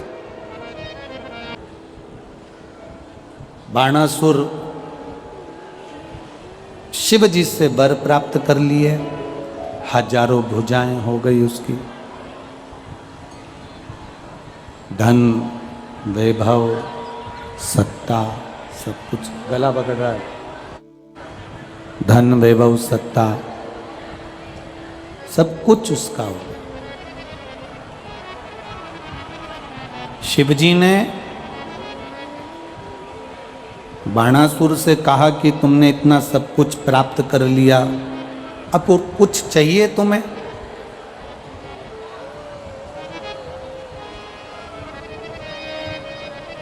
बाणासुर कहते हैं बस इतना सा और कृपा कर दो, एक दया और कर दीजिए।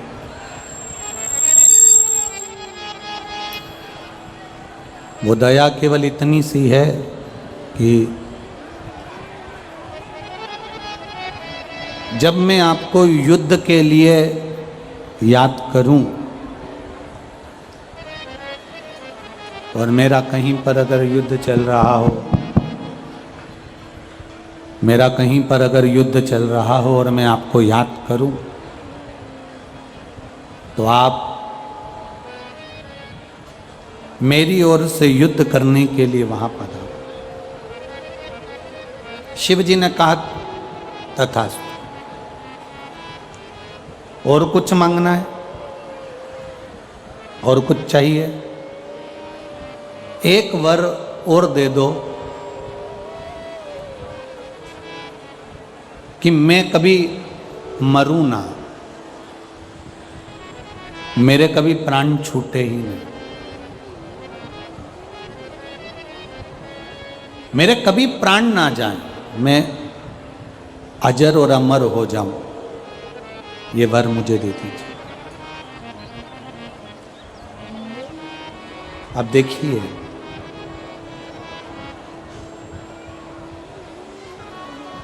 सारी दुनिया में केवल एक मृत्यु सत्य है, संपूर्ण दुनिया में केवल एक मृत्यु की सत्यता है।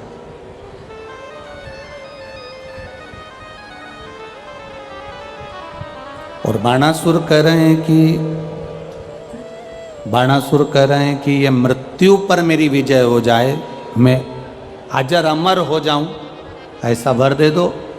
शिव जी ने कहा ये तो नहीं हो सकता कि तू मरेगा नहीं, और कुछ अगर मांगना हो तो तू मांग सकता, और कुछ अगर तेरी मर्जी हो तो तू मांग।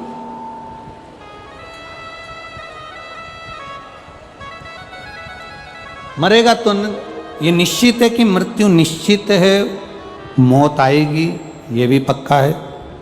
पर अगर तेरा मन कर रहा है और कुछ मांगने का तो मांग ले, तो मुझे वर दे दो, अगर मरूं तो किसी कुंवारी कन्या के हाथ से मरूं। अब एक बहुत बड़ा प्रसंग सामने आ जाता है कि भाई उसको लगा कि इतना बल तो किसी में होगा नहीं, और कन्या में तो, स्त्री में तो वैसे भी बल ना होता, और कुंवारी रहेगी, छोटी रहेगी, तो फिर मुझे मार नहीं सकती, फिर तो मेरा मरना निश्चित नहीं है। अगर मरूं तो कोई कुंवारी कन्या के हाथ से मरूं, कुंवारी कन्या के हाथ से मेरे प्राण जाए। ठीक है, तथास्तु, भगवान शिव ने कह दिया, तथास्तु।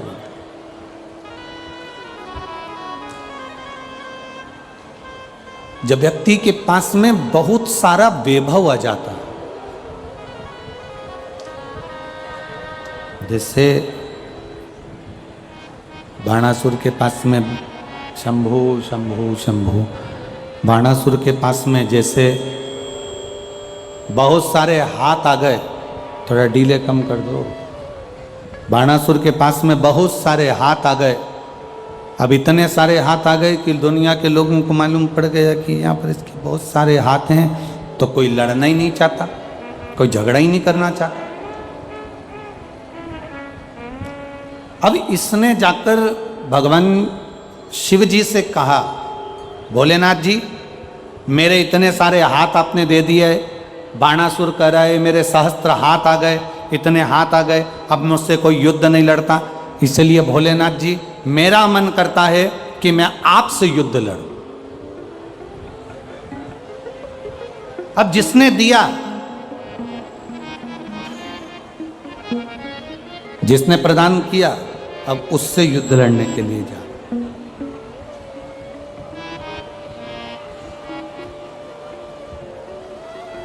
शिव जी ने मन में सोचा, पार्वती जी देख रही थी, पार्वती जी को देखते हुए बाबा भोलेनाथ जी ने कहा कि अगर पार्वती, अगर मैं इससे युद्ध लड़ता हूँ ना, अगर मैं इससे युद्ध लड़ने के लिए जाऊंगा, इससे अगर मैं युद्ध लड़ूंगा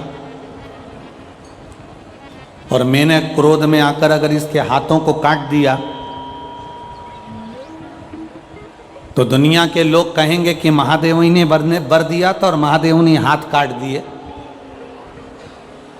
शिवजी ने बर दिया और शंकर भगवान ने काट दिया, तो ये तो दुनिया के लोग मुझ पर हंसेंगे।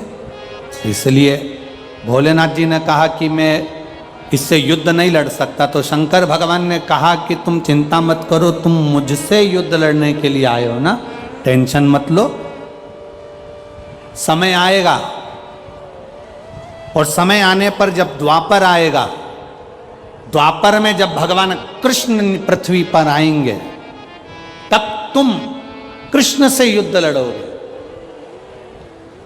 और तुम्हारे हाथ बहुत ज़्यादा हैं, तुम्हारे हाथ तुम्हें लग रहा है कि मेरे ये हाथ बहुत सारे हैं तो मैं कोई मुझसे युद्ध नहीं लड़ता, भगवान कृष्ण तुमसे युद्ध लड़े। समय आया, धीरे धीरे धीरे धीरे धीरे धीरे समय निकलता चलेगा, द्वापर आ गया। भगवान कृष्ण के पौत्र अनिरुद्ध को बाणासुर की कन्या उषा ने पसंद कर लिया और उस अनिरुद्ध को अपने पास में रखा। श्रीमद् भागवत में चर्चा आती है, श्रीमद् भागवत कथा में आप श्रवण करते हैं, श्रीमद् भागवत में आप सुनते हैं क्रोध। बाणासुर के यहाँ पर जो भगवान देवाधिदेव महादेव की एक ध्वजा लगी हुई थी, वो ध्वजा खंडित हो गई।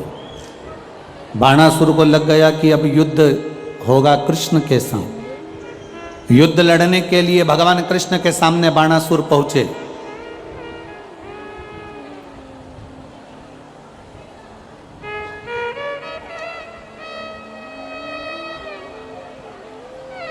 अब इधर बाणासुर है, बाणासुर ने आवाज लगाकर शंकर भगवान को बुलाया कि मेरी तरफ से युद्ध लड़ने के लिए आप भी आओ। बाणासुर है, शंकर भगवान है, दोनों युद्ध लड़ने के लिए तैयार। उधर से भगवान कृष्ण, बलराम और उनकी पूरी सेना।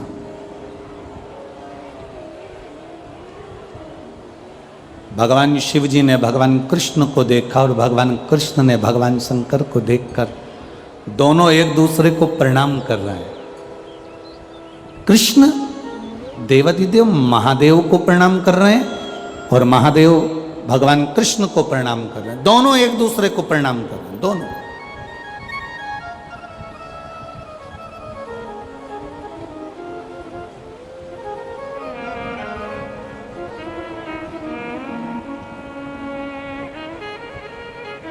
भगवान कृष्ण महादेव को प्रणाम कर रहे हैं और महादेव भगवान कृष्ण को प्रणाम कर रहे हैं, दोनों प्रणाम कर रहे हैं।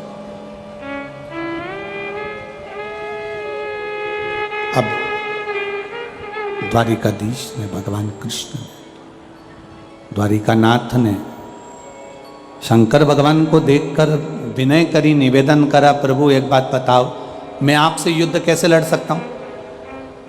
शंकर भगवान ने इशारा कर कर द्वारिकाधीश के रथ का ऊपर का ध्वज दिखाया।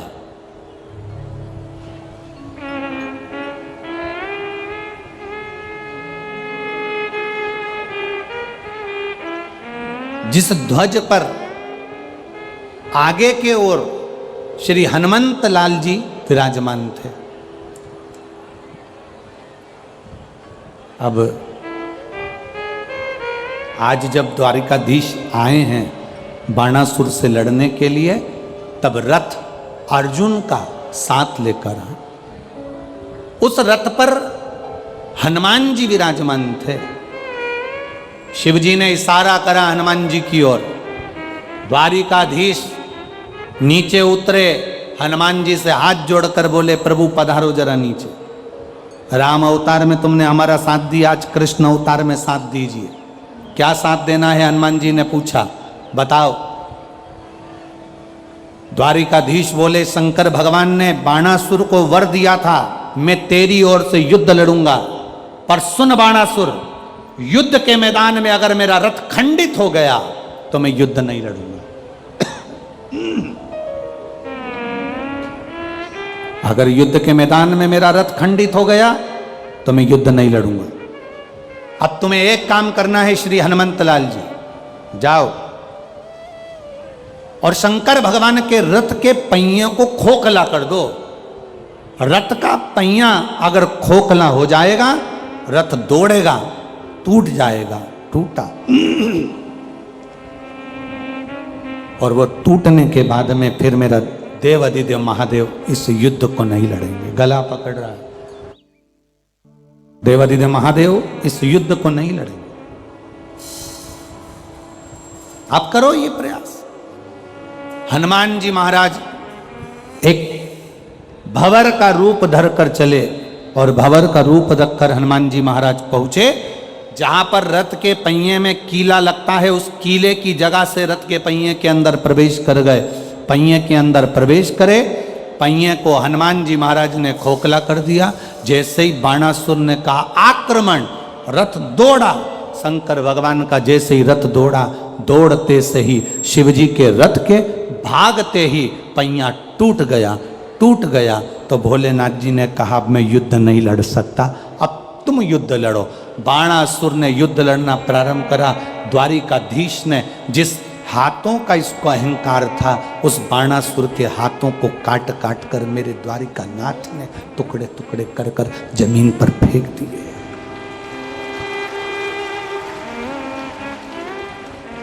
जिस अहंकार में आप अपनी जिंदगी को जियोगे, जिस अभिमान में, जिस चीज का तुमको घमंड होगा, जिस चीज का तुमको अहंकार होगा, वो सबसे पहले खींची जाती है, सबसे पहले छीनी जाती है। अब व्यक्ति को अहंकार, ये काया पाने के बाद सबसे ज्यादा व्यक्ति को अहंकार जिस जिस चीज का आता है वो चीज उससे छुड़ा ली जाती है। इन दांतों को अहंकार रहता है, मैं काट लूंगा, मैं खा जाऊंगा, मैं काट लूंगा, खा जाऊंगा। मरने से पहले सबसे पहले यही निकल के सोफा सेट बाहर हो जाता। काया का अहंकार रहता है मैं कितनी सुंदर, दिन भर दर्पण और सुंदर। मरने से पहले ये काया भी बेकार हो जाती है। बाल का अहंकार होता है तो सीवर वाले महाराज के भी चले गए।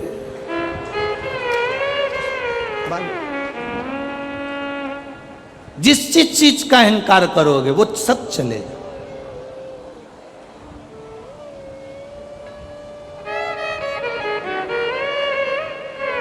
धन का अहंकार करा, धन चले गया। सत्ता का अगर अहंकार करोगे, सत्ता चली जाएगी। वैभव का यदि अभिमान करोगे तो वैभव चले जाएगा। और अगर तुम धन का अहंकार करोगे तो वो धन भी तुम्हारे पास से चला जाएगा। ये अभिमान तुम्हारे पास में अगर है तो वो परमात्मा को आने में नहीं, परमात्मा को आने ही नहीं देता। अहम, बाणासुर को अहंकार था अपनी भुजाओं का, बाणासुर का अहंकार था अपने हाथों का। भगवान ने सबसे पहले हाथों को काट दिया। सुदर्शन उठाया मेरे द्वारिकाधीश ने, और सुदर्शन उठाकर द्वारकानाथ बाणासुर का शीश काटने वाले थे तो शंकर भगवान ने उधर से इशारा कर दिया, द्वारिकानाथ शीश मत काट देना।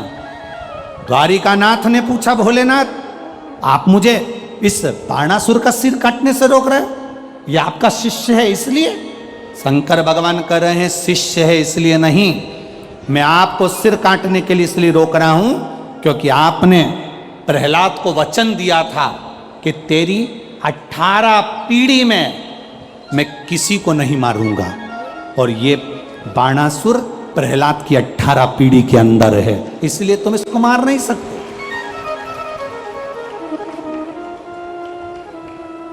ये प्रहलाद की 18 पीढ़ी के अंदर है, तुम इसे मारोगे नहीं, तुम इसे मार नहीं सकते, तुम इसे मारिए नहीं। अब द्वारिकानाथ ने अपने सुदर्शन चक्र को वापस लिया, द्वारिकाधीश ने अपने सुदर्शन चक्र को वापस लिया और द्वारिकानाथ ने बाबा भोलेनाथ जी से कहा फिर इसका अंत कैसे होगा, इसके प्राण कैसे छूटेंगे, शरीर कैसे छूटेंगे। शिव जी ने कहा इसने वर मांगा है, मरूं तो कुंवारी कन्या के हाथ से मरूं, कुंवारी कन्या के हाथ से।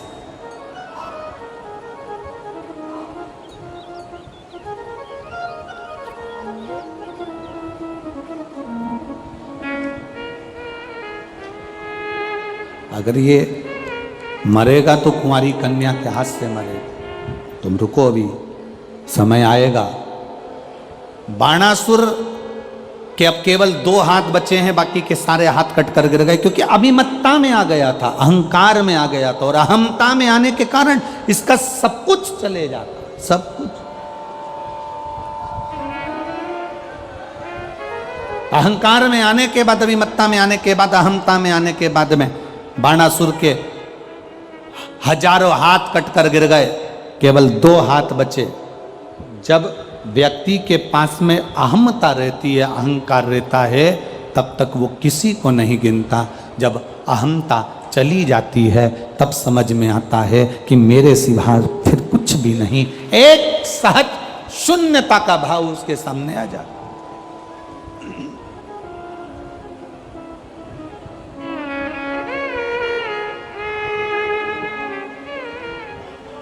एक शून्यता का भाव।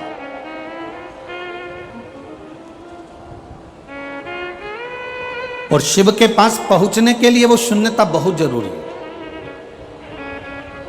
देवादिदेव महादेव के करीब में जाने के लिए वो शून्यता बहुत जरूरी है। अहंकार में 3 गए, धन, वैभव और वंश। ना मानो तो देख लो, रावण, कौरव और कंस, ये अहम में चले गए, अहंकार में निकल गए।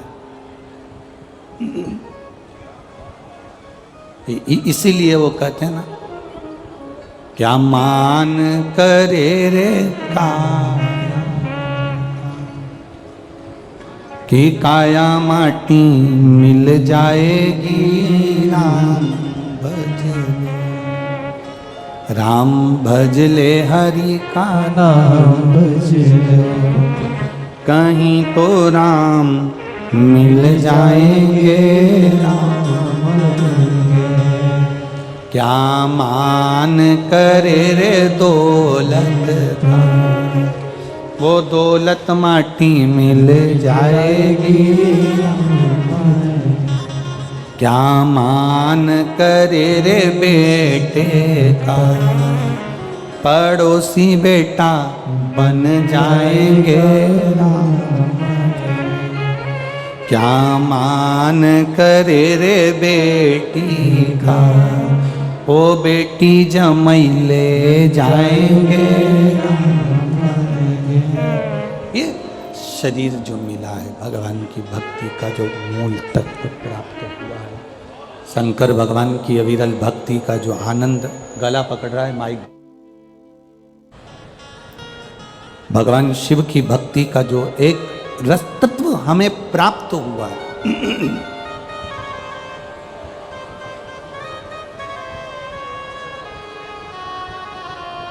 अहमता से परे हो जाओ। बाणासुर के हाथ कट गए, फिर भी इसका अहंकार समाप्त नहीं हुआ। कभी कभी रस्सी जल जाती है पर उसका बल नहीं जाता। कभी कभी किसी का सब कुछ चले गया, उसके बाद भी अहंकार, अहम, अभिमत्ता उसके अंदर रह जाती।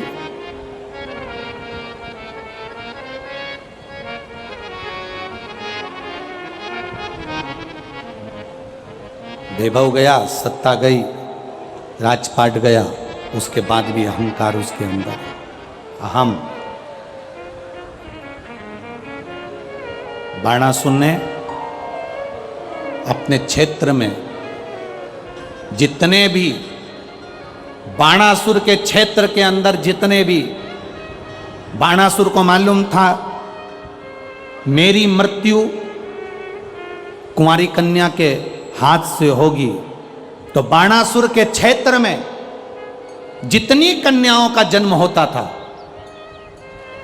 बाणासुर के क्षेत्र में जितनी कन्या जन्म लेती थी, बाणासुर उन कन्याओं को मारने का प्रयास कर देता था। एक बहुत ध्यान देने वाला विषय है ये। संसार के एक एक व्यक्ति के हृदय में ये बात होना चाहिए कि माता के गर्भ से बेटा हो रहा है, बेटी हो रही है। शिव महापुराण की कथा तो यहाँ तक कहती है कि बेटा एक कुल को तारता है और बेटी 2 कुल को पार लगा देती है, वो बेटी का जीवन।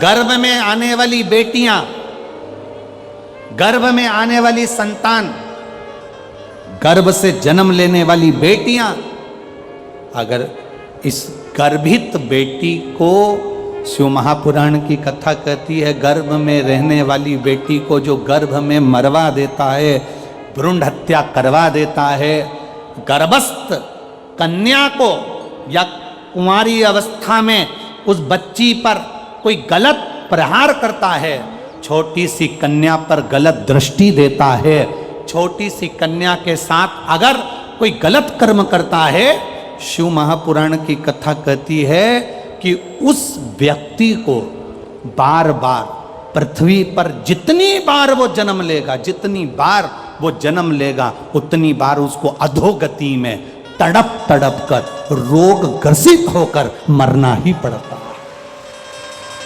ग्रसित होकर।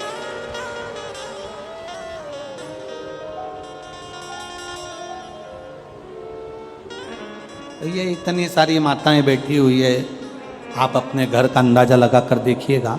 आप अपने घर में एक अंदाजा लगाइएगा, रहने वाली घर की बेटियां, घर में रहने वाले बेटे और बेटी, दोनों का अंदाजा लगाना।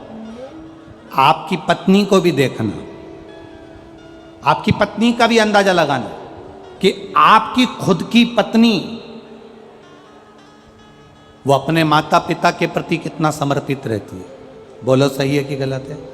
आपकी खुद की पत्नी माई के 50 बार फोन लगाती है, मम्मी कैसी हो, पापा कैसे हो, भैया कैसे हो, शुगर की जांच कराई कि नहीं कराई, बीपी देखा कि नहीं देखा, भैया पापा को दिखाने चले जाओ फिरोजाबाद, भैया पापा को आगरा ले जा, भैया पापा को दिल्ली ले जा।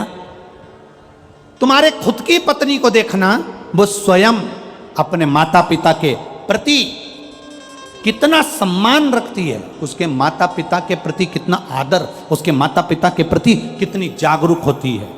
खुद की पत्नी को देखो।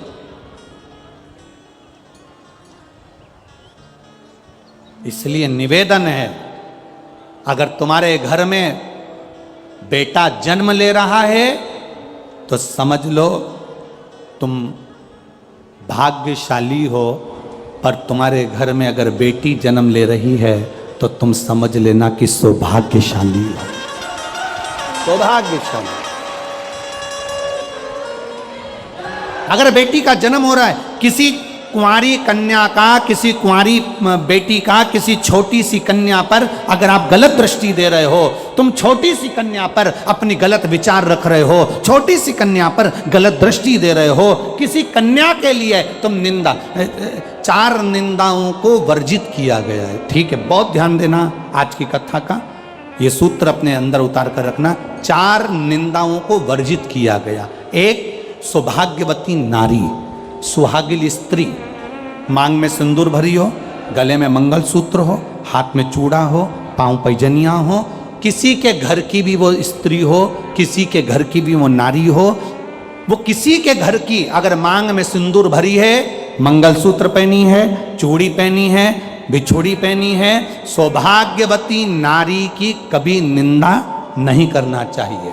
दूसरी, गर्भवती नारी, किसी नारी का गर्भ है, गर्भ धारण करने के बाद उसका उदर, उसका पेट अधिक दिख रहा है, कम दिख रहा है, गर्भवती नारी हॉस्पिटल जा रही है, मार्ग से, रास्ते से, रोड से निकल कर जा रही है, उस गर्भवती नारी को देखकर कभी अपशब्द मत कहना, कभी निंदा मत करना।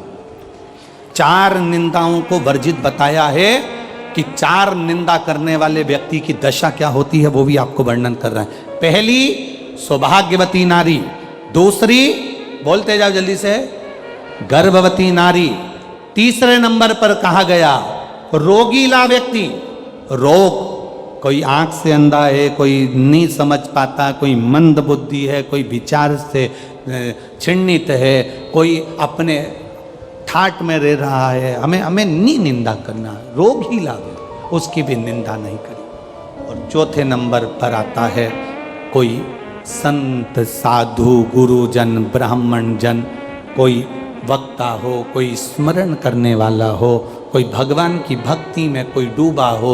संत से मतलब नहीं, आप भी अगर भगवान की भक्ति में डूबे हो, तुम्हारे मोहल्ले का कोई व्यक्ति भगवान की भक्ति में डूबा है, कोई संत डूबा है, कोई कथाकार है, कोई वक्ता है, कोई भजन करने वाला है, कोई बच्चा कोई भगवान की भक्ति में डूबा है, हमें उसकी निंदा नहीं करना,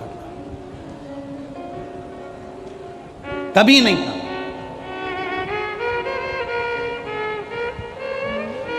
आज के जमाने में व्यासपीठ पर बैठकर लोग एक दूसरे की निंदा करते रहते हैं, कई लोग, और वहां सुनने वाले भी बैठे रहते हैं। उस समय पर खड़े होकर बोलना चाहिए आपको कि महाराज जी हम यहां निंदा सुनने नहीं आए, हम यहां भगवान की कथा सुनने के लिए आए।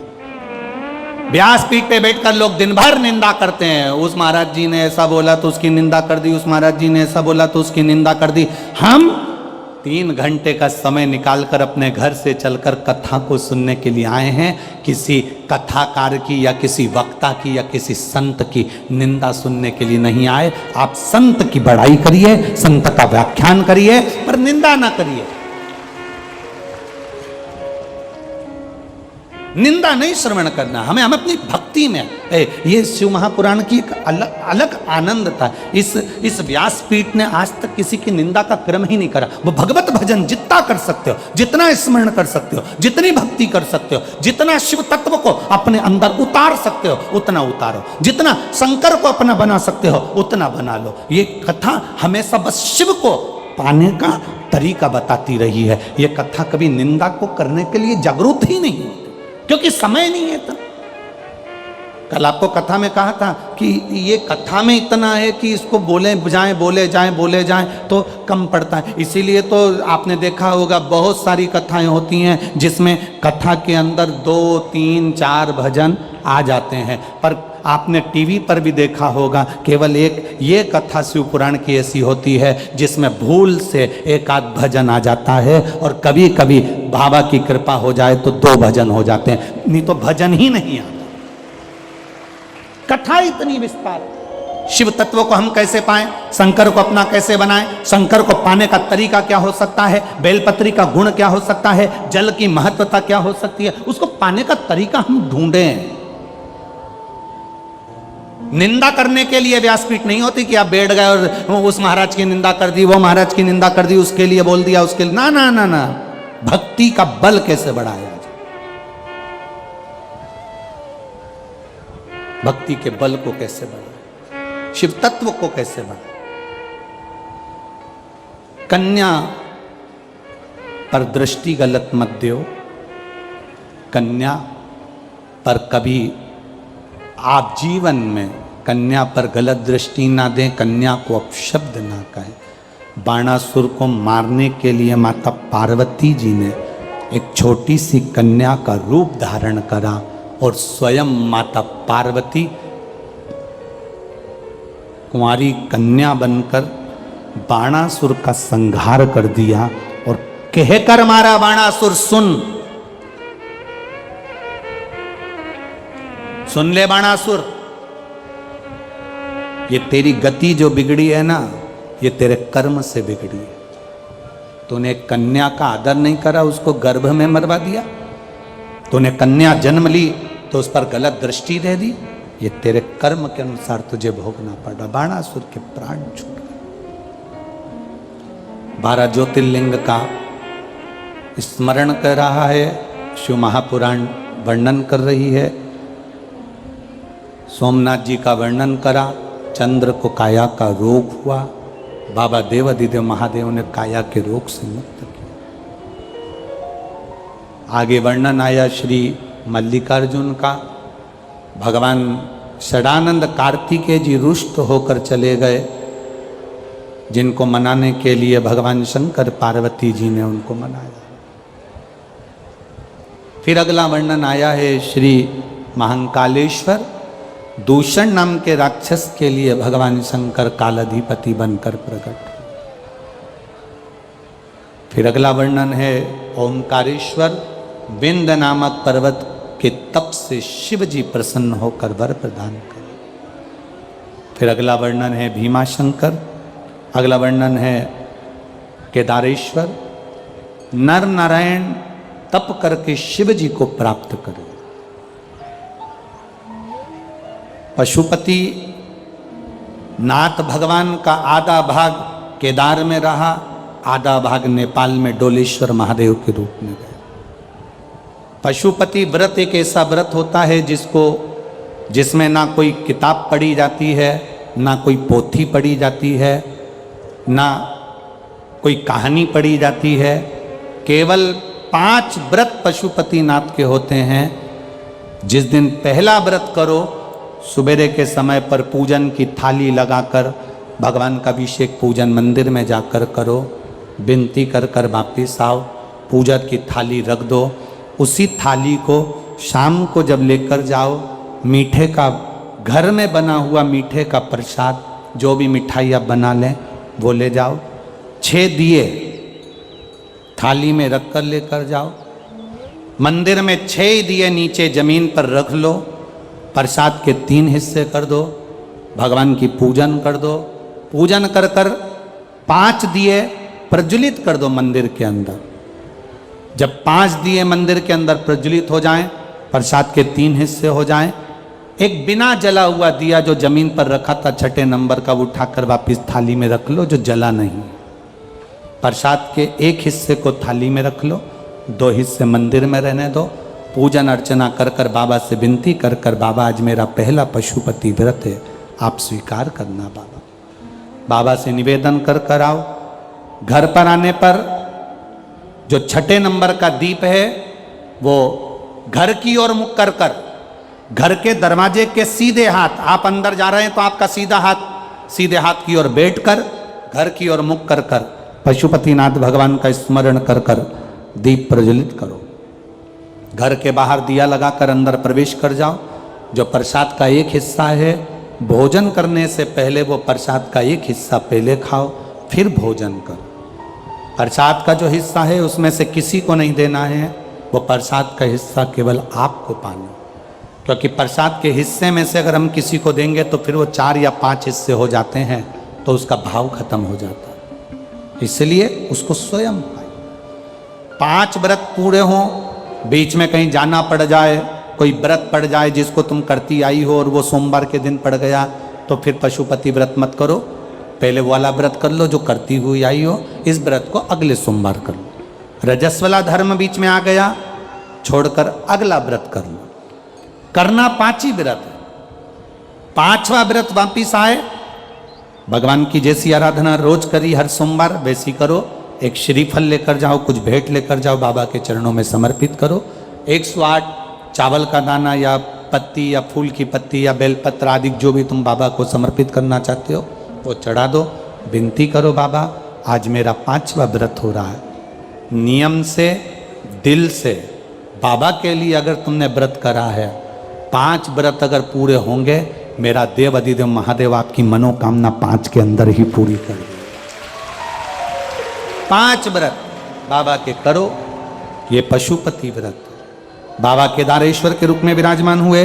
अगला वर्णन आया है भीमाशंकर, कुंभकर्ण की धर्म पत्नी करकटी करकटी का पुत्र भीम जिसका भगवान ने संहार करा, शिव जी भीमा शंकर के रूप में विराजमान हुए। अगला वर्णन है काशी विश्वनाथ, मनु शत्रुपा का तप बल से भगवान वहाँ प्रकट हुए।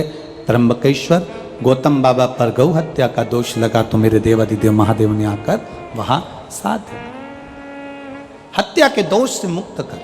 अगला वर्णन आया है वैद्यनाथ, रावण बाबा को लेकर जा रहा था शिवलिंग, संध्या होने के कारण भूमि पर रखा, शिव जी बाबा को उठा नहीं पाया, बाबा वैद्यनाथ जी के रूप में विराजमान हुआ।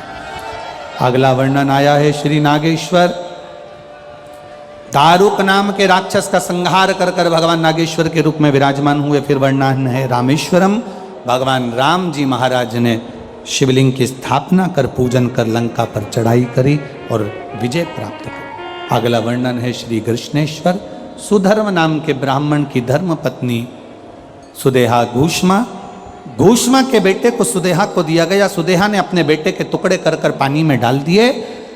घूष्मा को लगा मेरा बेटा बहुत दिन से नहीं दिखा, जिसको मैंने अपनी सोतन को दिया था, इसको नहीं मालूम कि मेरे बेटे को मार डाला सोतन ने। आज शिवलिंग की आराधना कर कर जल विसर्जन किया। जैसे ही जल में विसर्जन करा शिवलिंग का, बेटे को याद किया, 1 हफ्ते पहले मरा हुआ बेटा तैरता हुआ जिंदा बाहर आ गया। शिव जी ने कृष्णेश्वर के रूप में विराजमान हुए। 12 ज्योतिर्लिंग का स्मरण तुमरुका जी ने चंचुला देवी को करा। चंचुला देवी के पति प्रेत योनि से मुक्त हो गए। बिंदु अखंड सौभाग्य माता चंचुला का हो गया। भगवान शिव जी अपने मस्तक से बेलपत्र उठाकर शिव पोथी को समर्पित करते हैं। बाबा देवादिदेव महादेव ने कहा, सुनो तुमरुका जी, ये शिव महापुराण की कथा कलिकाल में, कलयुग में मेरी अविरल भक्ति को देने वाली होगी।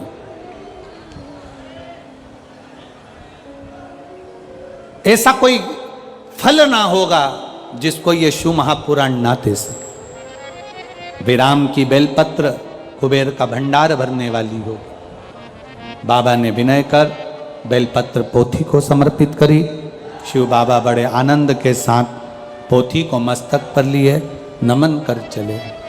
शिव महापुराण की कथा 7 दिवसीय मैनपुरी उत्तर प्रदेश में चल रही थी। बाबा वनखंडेश्वर धाम कमेटी द्वारा ये कथा का आयोजन था।